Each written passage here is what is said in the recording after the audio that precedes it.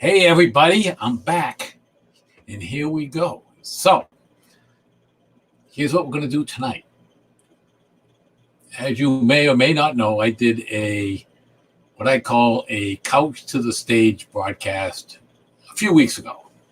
Basically, it's my hints and suggestions for people that are kind of playing on the couch at home and it's like, you know what, I want to kind of do the live thing a little bit more, but I'm a little bit apprehensive and I'm not quite sure how to do it. So here's a little advice for you. There was a bunch of advice last time, but here's a little bit more. So the first one I'm going to talk about is something that you should learn quick. It's fairly easy to learn, but it can very much help you when you're playing with other people. So it's basically, I would call it chord numbering. So there's eight chords, A, B, C, D, E, F, G, right? So there's a system. It's not much of a system, but you just call A, if you start off at A, you say A is 1, B is 2, C is 3, 4, 5, 6, 7. So you number the chords. And if you change the key, all of a sudden, say you go to a key of G, all of a sudden the G is the one chord. So G is 1, A is 2, B is 3, C is 4. So what good is that? So what it is that I can sit down and I'm going to use I'll Fly Away as a song. So I can sit down with some bunch of people that I never played with, and I'll say, hey, I'm going to play I'll Fly Away. It's in the key of G, and it's a 1, 4, 5. And instantly what they know is it's a key of G, and they know that it's going to be G chords, C chords, and D chords. Absolutely. And then later on, I'm going to play another song, and I'm going to play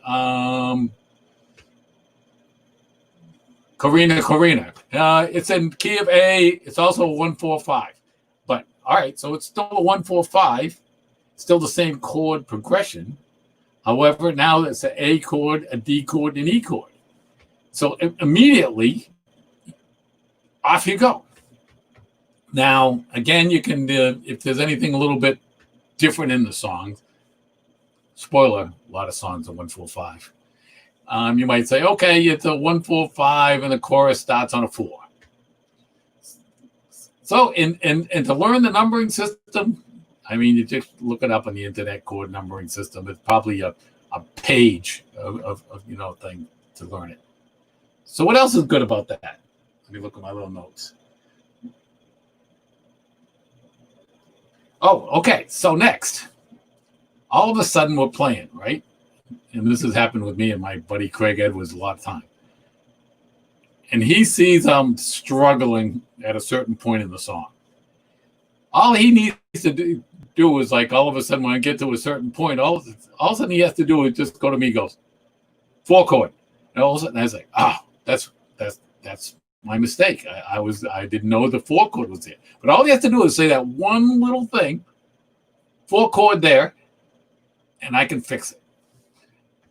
And I've also seen in live performances, I've actually seen bands playing, and all of a sudden you can see somebody in the band all of a sudden lift up their hand and with one finger, and all of a sudden I was like, oh, he's telling them all. It's the 1 chord there. See, I know the inside scoop here. So it's a good thing to know, and it's a good thing to help you kind of blend in with everybody. So next, this is kind of similar. How do you know when a song is going to end? It's like, so you're playing with people, right?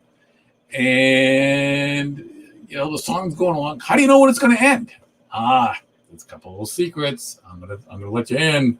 Those spoilers about how you know when to end the song.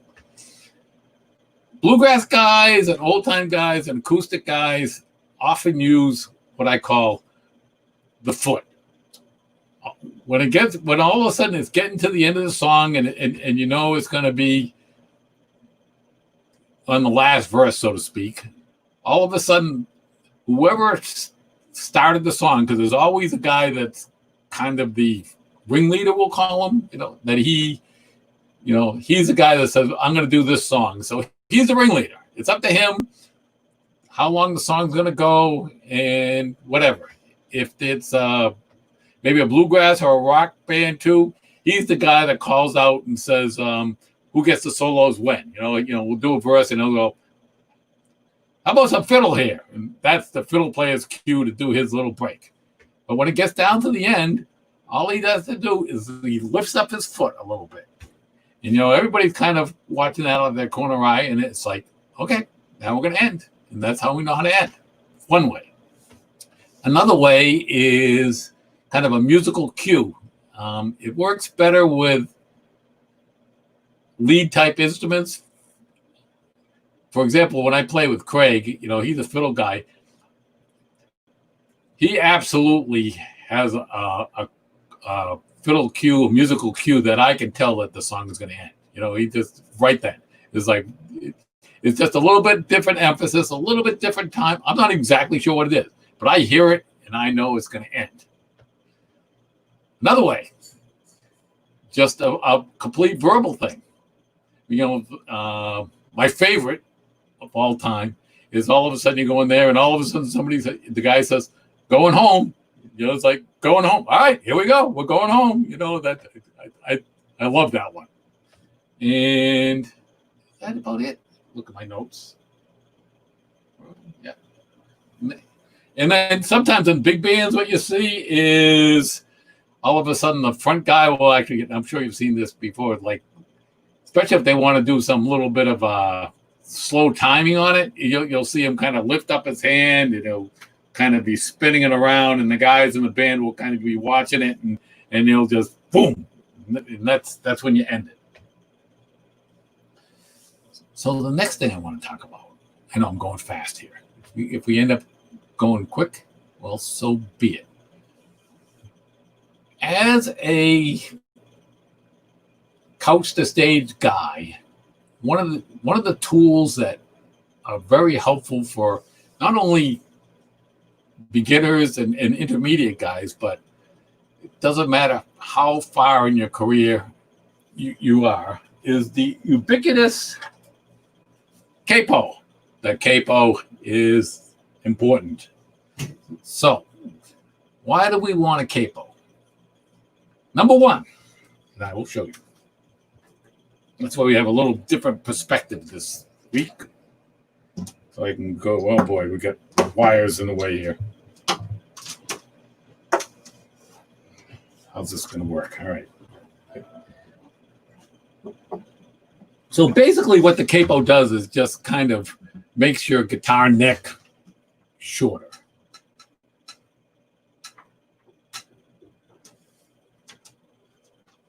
So let's say you're beginning and you know G, C, and D chords.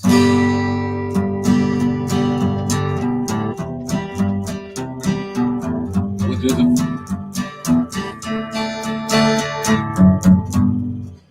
Okay, that's great. All of a sudden, you're at someplace and they go, okay, we're going to do, I'm going to bring back the chord thing again. We're going to do key of A, 1, 4, 5. And you're going, oh, key of the A chord. I don't know it. I'm working on it, but I can't do it very well. You put this little capo on here. A chord. You can play while they're playing A's. You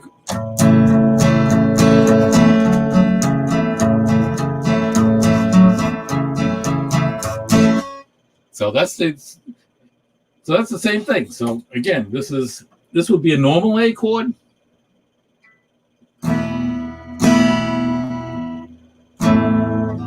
And then you put this on. Now, if you notice, it sounds a little different because it's the same basic notes, but in a different order and a little bit different octave. So number one, it's a great way to know less chords. Number two, it might be let's just say somebody wants to do something in the key of B. It's like, so for a guitar guy, well, for me anyway, the key of B would be very difficult.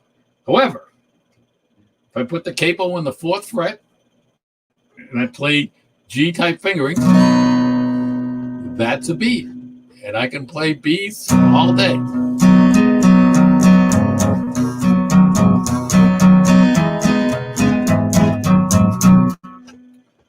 Which brings us to the next part. When you play out, the human ear and the human brain gets bored very easy. So if you were playing out and you were going to do 5 songs and you did them all in the key of G, all with standard tuning, people get a little bit tired of it. But just by switching it around with your capo, all of a sudden you get different sounds and the ear gets a little bit more attentive. Next thing the capo does, vocal range. So let's just say you're doing a song, and certain songs, depending upon the notes and the range, it might just be a little bit uncomfortable for you. So again, it's sort of like if it was one bright morning when this day is done, I'll fly away. It's like, I don't like, maybe I want this. One bright morning when this day is done, I'll fly away. Or like I said before, and this is where I usually do it. Oops. I've got my glasses on. I can't quite see where I'm at here.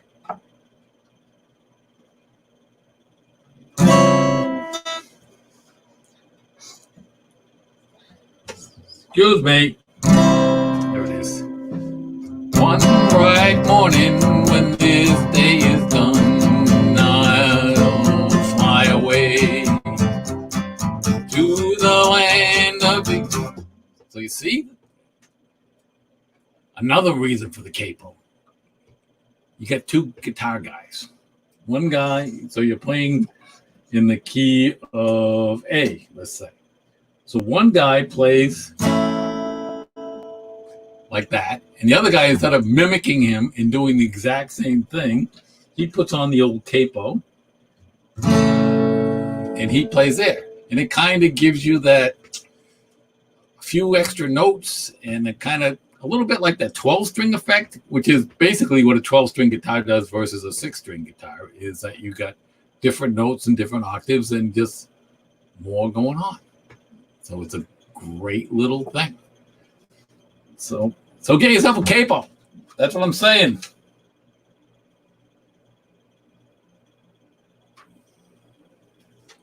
Other things that you might want to have. A tuner. Get a tuner. Basically, this is one of the best inventions of mankind ever. This little tuner here. You put it on your guitar on the neck, and it's pretty smart. And you just play. If your string is anywhere close to being in tune, it just got a little digital dial on it, and it tells you if you're sharp or flat. And all you do is you just move your little tuning pegs until the thing's in the center. Do it for all 6 strings. You will be perfectly in tune. And you can do it. It works off the vibrations of the guitars, so you can do it while there's people talking. You can do it while other people playing music. You can tune your guitar, whatever. So the old joke is that guitar tuners have been invented back in the 70s and the 80s. There'd be a lot more people playing guitar, because never leaded to fisticuffs, but it's like I'm in tune. No, you're in tune. And then they get the tuning forks out, and then everybody would have to be quiet, and it was a mess. But you don't need that. Other tools that you should have is, for sure, if you're going to play at a gig, have a set of strings in your bag. A string could break, and if it happens, it will. I guarantee it will happen. Don't panic. Just you should be relatively conversant in changing a string. If you need any tools for that, I kind of like to have a pair of needle nose pliers and a pair of wire cutters just to cut the string back, but not totally necessary. Kind of nice to have a flashlight. That's good. Maybe a couple screwdrivers just in case. Maybe cables. Have your own cables. Guitar instrument cable and a mic cable would be helpful. What else? I think that would be pretty much the tools you would need.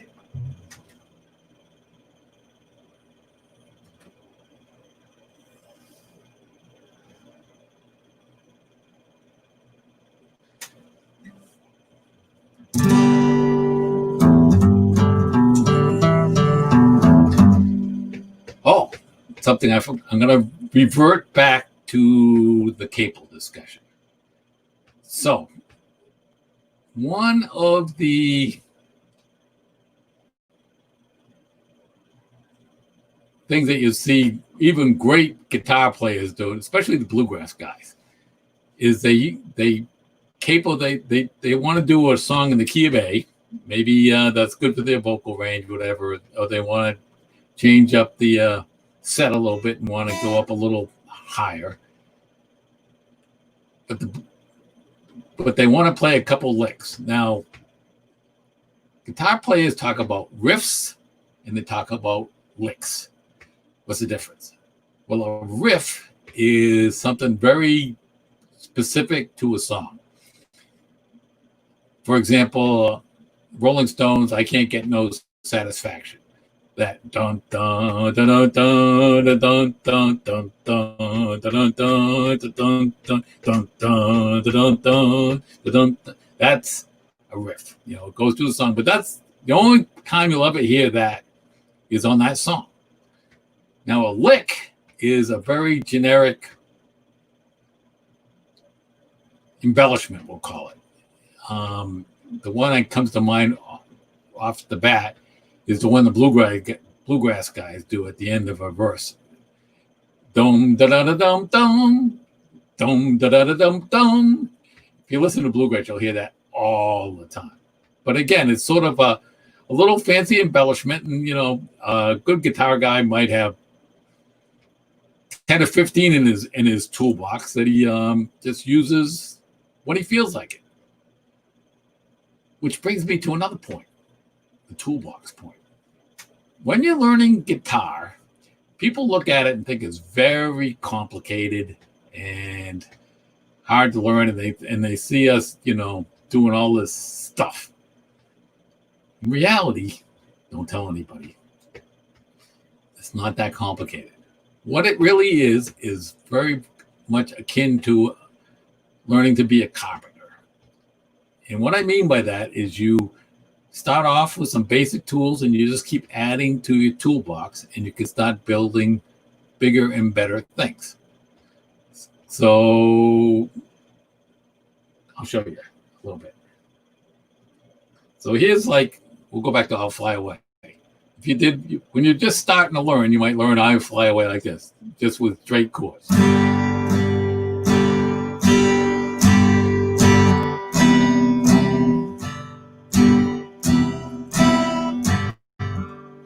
All right, so you learn that, and then all of a sudden you can just learn the alternate bass line, which is just all it is. Instead of going like that, is you're going to do. So that's not, but listen to the difference.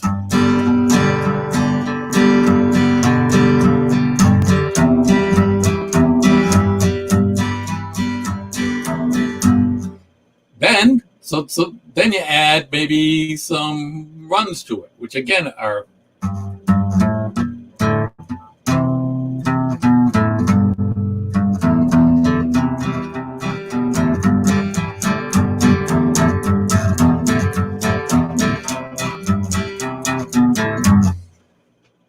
and then maybe some chords in different parts of the neck, but you just keep adding these things, and as you go along, you'll meet people and you'll watch things, and you'll see somebody do something and go, "Who's that?" And they'll always be glad to help you out. They'll just say, "Oh, that's just you do this, this, and this, and this," and you just keep adding tools to your toolbox. Pretty soon you're like a carpenter, and you get your chisel, and you get your level, and you get your router. And next thing you know, you were building bookshelves, and next thing you know, you're building cabinets. And that's kind of what it is. So I'm not sure how much time that was, but I think that's all I have to say. Thanks for anybody who's listening. Hopefully this will be helpful. If you're out and about and you see me, always feel free to come by and ask a question. What else? Not much. Are you there, Ben? I think we're done. Doug, play us out with a song. All right. I will. I will do one with my little fancy capo.